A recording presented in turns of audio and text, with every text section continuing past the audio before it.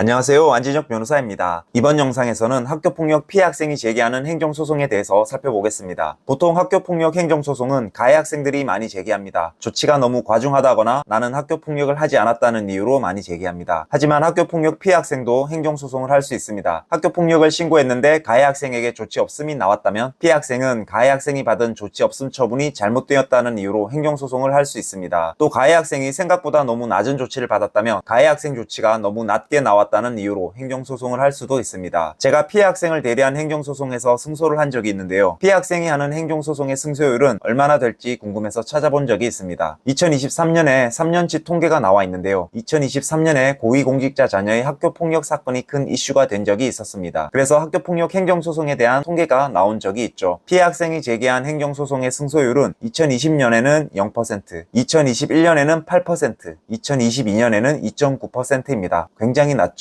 표를 보시면 피해 학생이 제기한 행정소송 건수는 3년 동안 약 64건, 그 중에서 승소한 건 3건밖에 되지 않습니다. 2025년 통계는 잘 모르겠지만 아무튼 피해 학생이 승소하기에는 굉장히 어려운 소송이 바로 학교폭력 피해 학생이 제기하는 행정소송입니다. 낮은 승소율이지만 제가 피해 학생을 대리한 행정소송에서 승소를 한 적이 있는 걸 보면 불가능한 것은 아닙니다. 여기 보시면 피해 학생을 대리해서 승소를 하게 되면 가해 학생 누구에 대한 처분을 취소한다, 이렇게 판결 주문이 나가게 됩니다. 피해 학생을 대리해서 승소해본 경험이 있는 변호사로서 행정소송을 할 때 어떤 점을 중점적으로 주장해야 할지 살펴보도록 하겠습니다. 우선은 학교폭력 해당 여부입니다. 피해 학생이 겨우겨우 힘들게 증거를 모아서 제출했는데 교육지원청 학폭위에서는 증거 불충분으로 조치 없음을 내는 경우도 있고 학교폭력이 아니라는 이유로 조치 없음을 내기도 합니다. 그러면 피해 학생 측에서는 행정소송을 하면서 우리가 제출한 증거만으로 충분히 학교폭력이 인정된다는 사실을 주장해야 하겠죠. 그런데 학교폭력에 해당하는지 여부에 대해서 법리가 굉장히 까다롭고 판례도 정립되어 있지 않습니다. 우리 대법원이 깔끔하게 정리해주면 되는데 사실 대법원까지 가는 사례가 많지도 않고 법학 교수님들도 학교폭력에 대해서 연구하시는 분은 거의 없죠. 그래서 결국 얼마나 법리를 잘 구성해서 법원을 설득할 수 있느냐가 관건입니다. 만약 조치 없음 나온 이유가 학생들 사이에서 흔히 발생할 수 있는 일이라서 학교폭력이 아니라고 나왔다면 이게 일상적인 장난이 아니라 피해 학생이 이 사안으로 큰 고통을 받았음을 증명해야 합니다. 또 사안이 전학이나 퇴학처럼 매우 중대한 조치가 나와야 함에도 불구하고 서면 사과나 교내봉사 정도로 매우 가볍게 나왔다면 이것도 역시 너무 가볍다고 주장할 수 있습니다. 다만 법원은 교육지원청의 재량을 폭넓게 인정하는 편이라서 이 조치가 재량권의 범위를 일탈했다는 주장을 해야 합니다. 그리고 절차적 하자를 주장해야 합니다. 행정절차법에는 행정처분을 내릴 때 지켜야 하는 절차가 규정되어 있는데요. 교육지원청도 행정청이기 때문에 행정절차법을 지켜야 합니다. 또 학교폭력 예방법에도 여러 절차적인 측면이 규정되어 있습니다. 그래서 이러한 절차를 지키지 않았다면 가해 학생들에게 내린 조치가 취소될 수 있습니다. 그러면 학폭위를 다시 열어서 다시 처분을 논의하게 되겠죠. 이처럼 피해 학생의 경우 승소율이 낮기는 하지만 방법이 없는 것은 아닙니다. 저도 앞에서 말씀드린 여러 방법들을 통해서 피해 학생을 대리해서 승소할 수 있었습니다. 만약 피해 학생으로서 행정소송을 준비하고 있다면 여러 판결문과 법령 등을 잘 숙지해서 정확한 논리로 법원을 설득하는 일이 중요하겠습니다. 궁금하신 점은 댓글로 남겨주세요.